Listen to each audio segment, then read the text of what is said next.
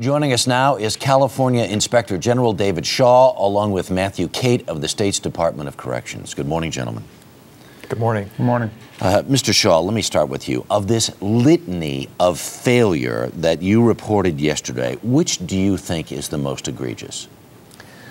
Well, I would say that starting out, the misclassification of Phillip Garrido as a low-risk offender was the mistake that set the tone for probably the rest of the mistakes. The department can only watch people at a certain level, considering how many of them there are, and to have misclassified him out of the gate set that tone and caused a lot of future damage as well. So the message from the get-go that the department incorrectly interprets is this guy's not a problem, so they're going to treat him like he's not a problem. And that's what happened. Let me ask Mr. Cates a couple of questions here. How do you account for this? How do you defend the performance of your agency? Well, I agree with Mr. Shaw. All good parole monitoring begins with an accurate risk assessment. And in 2001, Mr. Garrido was inaccurately assessed as low risk. And as a result, he was put on a larger caseload and was not reviewed as closely as he should have been.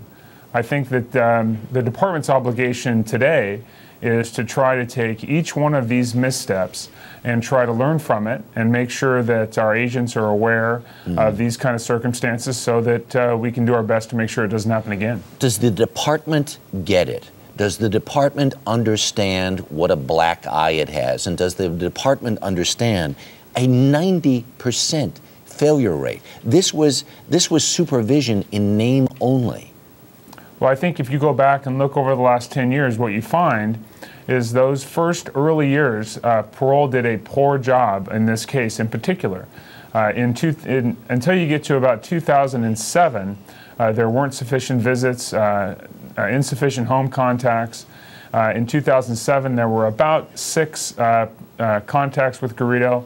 In 2008, that went up to 18, and in 2009, in the first 8 months, it went up in the 20s. And so parole was ramping up on this guy, but again, the poor early assessment set the tone. Mr. Shaw, have you gotten reaction from the governor on this case, and do you have a sense that this agency knows that it's under the gun?